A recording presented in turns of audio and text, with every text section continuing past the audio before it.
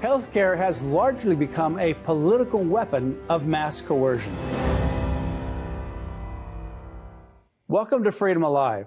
In 2020, Dr. Simone Gold led a team of America's frontline doctors to the steps of the United States Supreme Court. In a battle against medical tyranny, they delivered the truth of real science and hope when the media was broadcasting fear. 80% of Americans held doctors in high regard in the 1970s. But now, a 2025 Gallup poll shows that only 64% of Americans report having a, quote, great deal or quite a lot of trust in their doctors, close quote. And that's down from 67% in 2023. That's quite a dramatic continual decline in trust for doctors. As an ER doctor and attorney, Dr. Gold has never backed down from exposing government overreach and advocating for the rights of patients. Dr. Gold joins us to explain how false narratives have captured many doctors and how we can fight back and experience medical freedom. But first, our Freedom Alert is next. The scars of abortion harm women. A recent study by the Elliott Institute revealed that women who had abortions were twice as likely to attempt to end their lives. More than 2,800 American women between ages 41 and 45 were surveyed.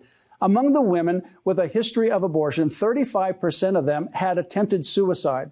The research also found that women who were coerced into having abortions had the highest rates, that is, 46% of them tried to end their own lives. Please pray for mothers who have experienced abortion, and let's continue to fight to stop the killing of unborn children and harming women. The fact that abortion may lead to a woman's suicide must motivate Christians to provide resources and support women encountering a crisis pregnancy. We can make a difference together.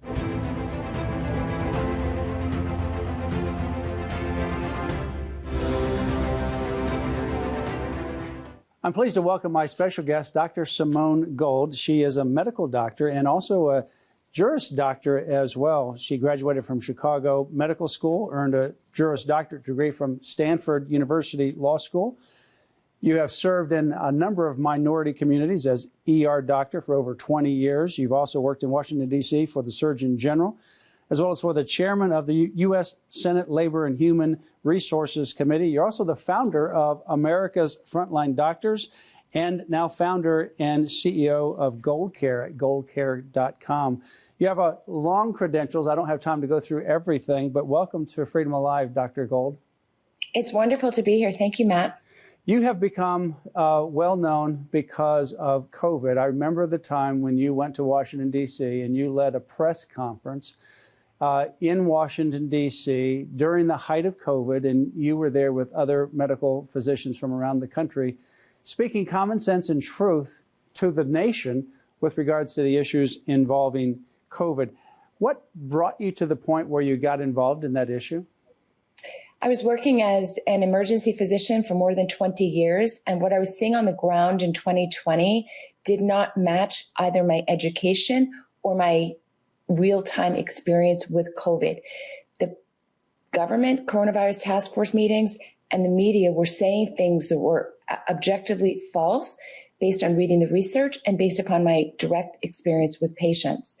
And when I couldn't get enough people in the media to kind of push back on this, I said, we doctors have to talk directly to the American people and let them know the truth as it really existed, which is that lockdowns didn't work. Paper masks don't keep out respiratory viruses, and early treatment's available should you need it. That was our message, and it definitely upended the system. It certainly did upend the system. So how is it that somebody like yourself, I've known you now from that time on and saw you in so many different leading roles, how is it that somebody like you could see through the medical morass, if you will, and the propaganda that we were experiencing? But so many other doctors didn't. They just went along with the process. And they used the same old talking points without doing independent research. What's the difference? Why did we see what we saw? That is the heart of the matter. It is the incredibly important question. I think there's a combination. Human beings in general, I think, tend to just follow a little bit like a herd. I mean, they say the pastor has his flock. I do think people have a bit of a sheep-like quality. Now, that should speak more to lay people than to doctors, but doctors also are following their own paychecks. In my lifetime, doctors have gone from being self-employed small business owners to becoming employees. I think that massively contributed. I think the fear of cancel culture, which is essentially just your reputational damage, has become so exacerbated and magnified in a way that our ancestors wouldn't even recognize. I mean, people's whole lives can be destroyed if other people in the public space harm their reputation. So fear of cancel culture is a big one. And I do think in general, we've all learned that most people are not willing to be the first to stick their neck out. So I think those are the major reasons. And I just want to add, because I know you're such a strong person of faith, that the people who stood up, whether they were doctors or lawyers or lay people, overwhelmingly were people of faith, overwhelmingly. Yeah, that's an interesting indication. That's true. There were people of faith that didn't stand up, but there was overwhelmingly number of people that had faith that did stand up to this political pressure. I just want to share with you that it wasn't even clear to me in the beginning that faith is actually what drove me. In fact, I think we have a mutual friend, Robert Tyler, who asked me one day why I was fighting like this. And I said, well, I'm just a doctor and I want to save lives. And he's the one who taught me about myself. He said, no, I think this is a religious calling for you. And I realized in that moment he was right, that I found it offensive to God's law to be treating human beings like this, like they were so expendable. What, because it was your mom, not the politician's mom? They're allowed to be abused in the nursing home. We all saw what Rachel Levine did when he was the Secretary of Health for his state of Pennsylvania. Yeah. And he made a rule that people could not take their loved ones out of nursing home facilities. Then he took his own mother out. Yeah. And so I was just offended. So I do think that there were good people and bad people on both sides, but overwhelmingly the people who were less afraid to speak up were people of faith. Yeah, I agree. Now, one of the things you mentioned is that sometimes these doctors, they've gone from being self-employed where they have their individual practice to now they're bought up by these mega hospitals that have taken over the healthcare industry. Like, for example, in Central Florida, we have basically primarily 2 hospitals, and so many doctors are part of one system or the other. So they refer within the system. They're not independent. Those hospitals, whenever they were in the COVID situation, they would get money for diagnosing somebody with COVID, and they wouldn't get money if they didn't diagnose. So therefore, they directed the doctors to do the same thing. How do we break that monopoly within healthcare? Okay, this is incredibly important. People have to distinguish in their mind the concept of insurance from true healthcare. There's all these systems out there. I call it legacy healthcare, medical industrial complex. There are these systems out there, and we've all been part of those systems. We buy insurance, we give insurance to our doctors, all of that stuff. That's over here in pile number 1. And pile number 2 is your actual health and wellness. For your actual health and wellness, you need access to good information and truth-telling doctors. That is separate from being in the system. Now, can we get rid of the system immediately? No, we cannot. It's very big. It's overwhelming. It's around us, Medicare, hospital systems, et cetera. But you can navigate the system successfully if you have a truth-telling advisor by your side or you have access to good, unbiased information. That is literally why I built Gold Care, not to break the system. We're too small. We can't go up against that, but we can help patients, for example, Medicare patients or self-employed patients or people with no insurance, navigate the system much better. All they really need is access to unbiased information and truth-telling doctors who are only motivated to help the person in front of them. That's the answer. It's the 2 very dangerous places we saw very clearly during COVID. The choke points were hospitals and schools. Yeah. Hospitals and schools. A lot of people know you got to take your kids out of government schools. To the extent you can take yourself out of the government legacy system, you should. Doesn't mean you always can. Sometimes you need surgery. Sometimes you need a hospital. But we teach you how to navigate it successfully. It seems as though, a lot of doctors, they just prescribe you medications. They don't tell you the interaction between one medication and the next. And they don't look at anything as an alternative treatment like health and supplements. And that was one of the big things during COVID. You never heard about vitamins and supplements or other repurposed medications like hydroxychloroquine, ivermectin, and so forth from the traditional medical model. And that came from doctors like yourself.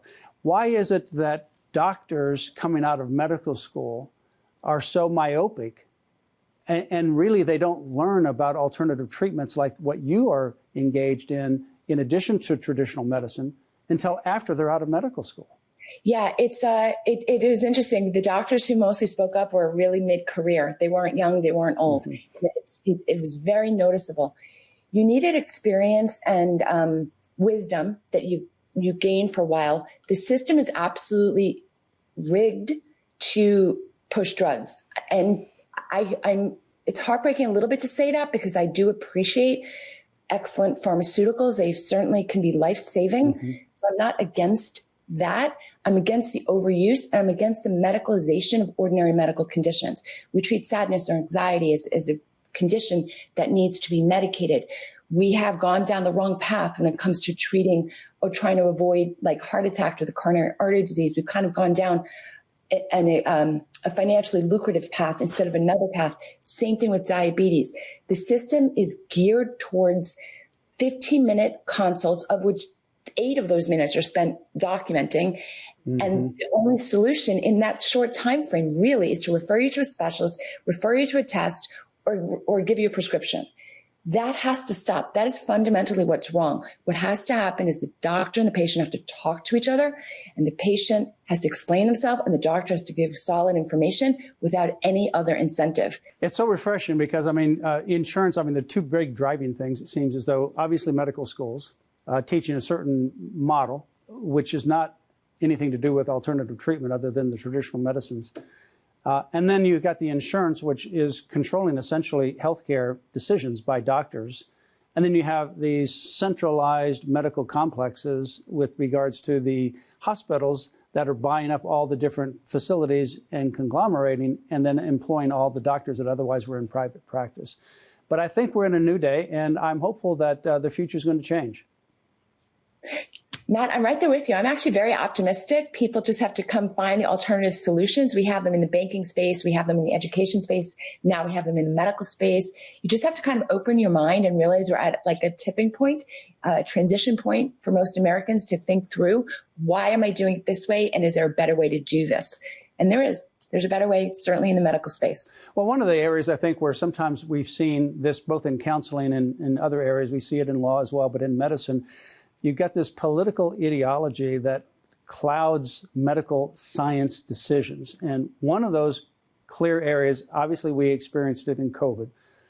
Different kinds of agendas, they superseded real science, and they literally undermined what real science was saying. But in the context of the so-called gender ideology, you see the same thing. It makes no sense what we're seeing in some of the gender ideology issues with regards to what's happening within the medical field. I know the pendulum is swinging perhaps the other way, but what's your take on what's going on in the medical field, counseling, but particularly medicine, with regards to gender ideology? Yes, so the gender ideology movement is put forth by radical gender activists, some of whom happen to have medical degrees, some of whom happen to have nursing degrees. That's it. When you look at the history of it, it's been hijacked by activists. The leaders in that movement, many of them have this kind of ideological issue in their own life, or you could say disease or dysphoria in their own life, and then they've spread it out to a lot of people. One of the greatest blessings of the change in political structure in Washington, D.C., is that we no longer have to pretend facts are not facts. There are 2 sexes. That is it. Male and female. He created them. That's all there will ever be. To be clear, there are rare instances of people born, very rare, maybe 1 in 5, maybe 1 in 20,000, with an chromosomal abnormality that's XXY or XX. X, rare. That is not what we're talking about, and is not what the gender ideologists are talking about. That is a rare situation that doctors can deal with. This has been a social contagion that was being run by people with their own dysphoria, people like Rachel Levine, who were encouraging mutilating surgeries on healthy bodies.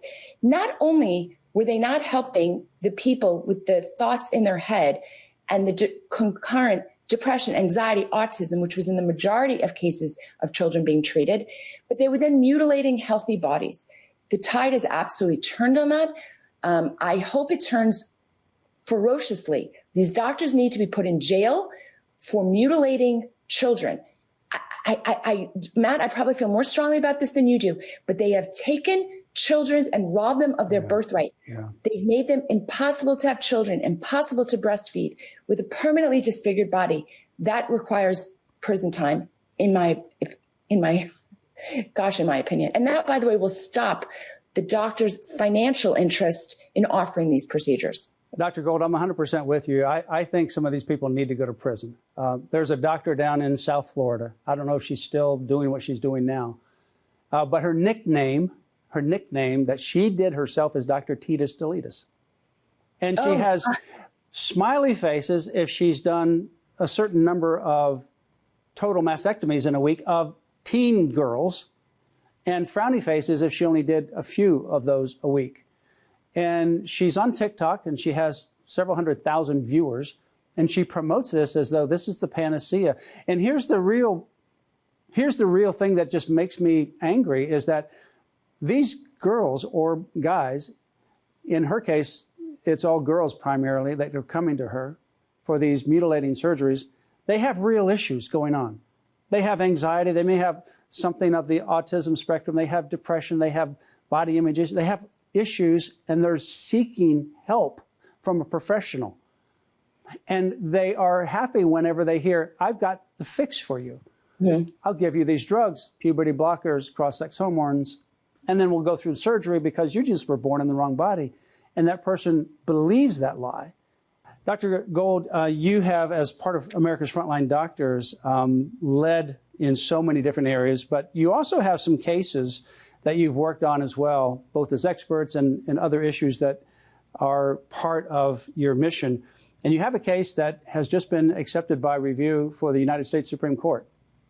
Yes. I mean, you and I have overlapped a lot. You know, you've been in this fight for religious liberty for many years now. And I came more recently through the pathway of medical freedom, but it often touches on, in my opinion, religious issues. So we did become known during COVID for putting up a lot of litigation, protest vaccine mandates in honor of a person's right to make those decisions over their own body. We've now also gotten into other cases like you. We filed an amicus brief in Scrimeti to ensure the state doesn't, the state has the right, not the federal government, to say, if medical mutilation surgeries are permitted or not. Of course, they should not be permitted. But we're in other issues as well. We are focused, I guess, on two areas. One are these transgender medical mutilation surgeries. Another is physician consent laws. Physician censorship laws. There's a lot of states across the nation where the state medical boards are trying or have tried to restrict doctors' license based on free speech. Yeah. So we jumped into that. And I guess I did leave that on the first. On the transgender, we're very much in the parental consent and parental rights category. So the case that was just accepted by CERT just a couple of days ago, Childs versus Salazar, and this is essentially parental rights in the state of Colorado. The state of Colorado is essentially saying that parents don't have the right to decide if their child can be socially, quote, transitioned without the parents' knowledge. In other words, do we live in a communist or fascist nation where the government gets to do things to your child without the parents' knowledge or consent, or do we live in the free country of America? That is what's at stake at Childs versus Salazar. Super glad that we were accepted on cert at the Supreme Court. Yeah, we've been litigating on that area since 2012. We litigated the very first case that came out of California, and then also the New Jersey, and we won two cases at the Court of Appeals in the 11th Circuit for Florida, Georgia, and Alabama. But that particular case is very critical for doctors and counselors because that's a case in which Colorado is telling counselors that they can only affirm, quote unquote, affirm somebody in their confused gender ideology, but they can't help someone who wants to be helped overcome unwanted same-sex attractions, behaviors, or gender confusion. And I always say that counselors are kind of like a GPS. The client selects the destination. The counselor or the doctor tries to help them reach that objective. But in those particular states like Colorado, the GPS, every time you say, I want to overcome these unwanted same-sex attractions, behaviors, or gender confusion, the GPS puts you in the exact opposite direction and says, no, you can't do that. You just have to accept it. Change your moral, your religious values. That's who you are, and that's how you're going to be. And those laws are very, very dangerous. So I am glad the Supreme Court is taking this case, and I suspect all these laws that ban this kind of counseling nationally will be struck down, and we'll have freedom in the counseling session. You know, I have a couple of problems with this. Again, I'm a doctor and a lawyer, and there's a lot of things wrong with, as you've described. One of them is the concept of viewpoint discrimination. Yeah, Our nation is not allowed, the powers that be are not allowed to engage in viewpoint discrimination. You have free speech in all areas. You don't just have speech in the acceptable areas. That is viewpoint discrimination. The government is not allowed to engage in that. And they're clearly doing that. The other thing that really bothers me as a doctor lawyer, in the case of these gender cases, they're actually stopping the treatment. The vast majority of children, if you leave them alone and do not medically intervene with a scalpel or harsh prescription medications that are contrary to how the body works, will actually resolve these issues. Yeah. And they're actually interfering with the cure. I find that's very troubling. So, yeah, 85+% or more, depending upon whether you're male or female, resolve naturally with no intervention. So if you have a child that goes to a doctor or a counselor and they say, oh, I know what the problem is. You were born in the wrong body. Let's put you on these drugs and let's mutilate your body and take off some of your body parts. But naturally, that person is going to progress so that they're going to be very comfortable with how God made them as male or female, if that person didn't give them the bad advice. And yet that's exactly what Colorado's law says you must do. Give them bad advice and only the government's advice, not having medical freedom. So this is a great decision that the Supreme Court is taking this case, and I am hopeful that these laws will be struck down nationally. And I just want to encourage you, your team, your viewers, to think of AFLDS, America's Frontline Doctors, as a medical civil liberties organization that wants to come alongside people like yourself who are fighting for religious freedom. We're fighting essentially for medical freedom, but it does often touch on your religious liberties. So we are there to stand alongside people like yourself who've been doing it for decades. Tell us, for the viewers, what is available that someone can find when they go to America's Frontline Doctors. I know during COVID it was very valuable to get information, medical information you couldn't get anyplace else, and get in touch with telemed doctors that were able to prescribe you life-saving treatment that was not available from the traditional hospitals. What can they find there? I know you also have written materials. You've written a book as well. There's a couple of things. First of all, just sign up. All we do is send you occasional emails. And there's no cost. And when you do, the emails every week are filled with kind of the latest information on medical freedom issues that are going on.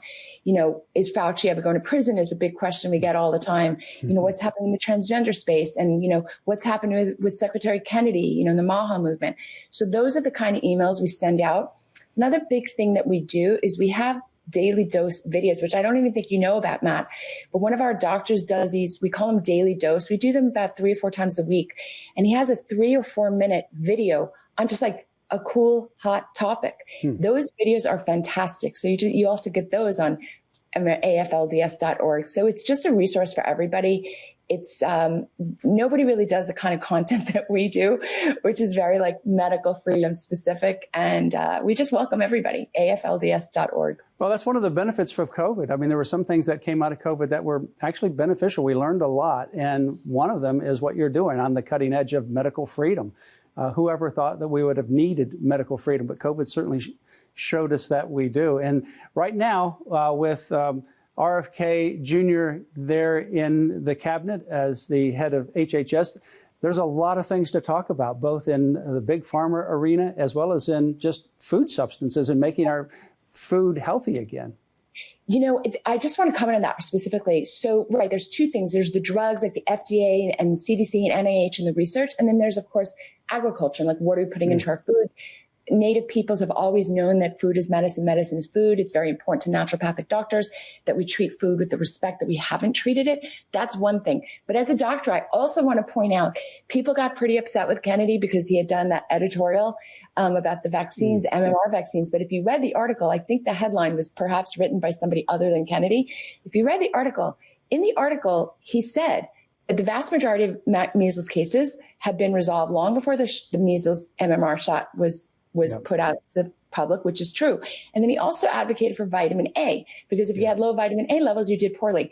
So I think the criticism of him was quite rushed. It's give the man a chance. He's literally putting on in front of the nation and the world things that we hadn't heard before from HHS, which is, oh my goodness, the incidence of the disease had already plummeted before the shot was released, and you need to have good levels of vitamin A. I don't think, Dr. Gold, I've ever heard from the CDC or the HHS that we need to take vitamins and supplements until it came out with his op-ed. Yes, correct. And so that's what I'm bringing it up because people have been a little critical. I said, but look at how different it is. He pointed out that the numbers had already plummeted before the shots, which was historically true. And he pointed out that low vitamin A levels are a problem if you get measles. So listen, I'm excited. I'm excited for the future about MAHA and, just the fact that Americans now, I think, are going to be able to get more solid, accurate information a little bit more easily. Absolutely. So you've got a lot of information there. AmericasFrontlineDoctors.org. That's AFLDS.org, AFLDS.org. Dr. Simone Gold is our special guest. Thank you so much for joining us on Freedom Alive. Thank you so much.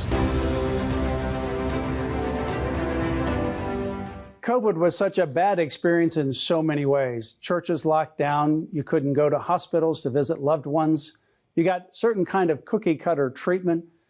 People in nursing homes were abandoned because of government policies. We had to social distance. You had to walk one way versus the other way in various kinds of shopping markets.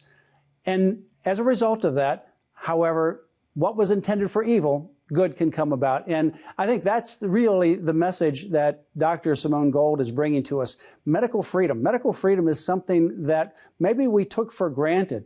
Maybe we just thought that we were medically free, that our choices were free, and that doctors were going to give us the kind of advice that we should have, that was based on science. Well, COVID showed that that was not true.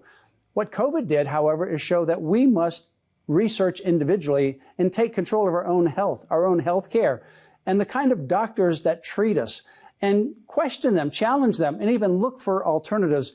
And I'm very thankful that Dr. Simone Gold is one of those strong advocates and voices that has been out there during COVID and now using what we have experienced from COVID to make a better future for our healthcare, to make healthcare great again, if you will. Well, in closing, remember Galatians 5, verse 1, which says, "It was for freedom that Christ set us free. Therefore, keep standing firm and do not be subject again to a yoke of slavery." Our freedom is a gift from our Creator. We must never forget that and always protect it. So join us here next time where you will hear victories as well as ways you can stand up for your priceless freedom. Join us again for Freedom Alive.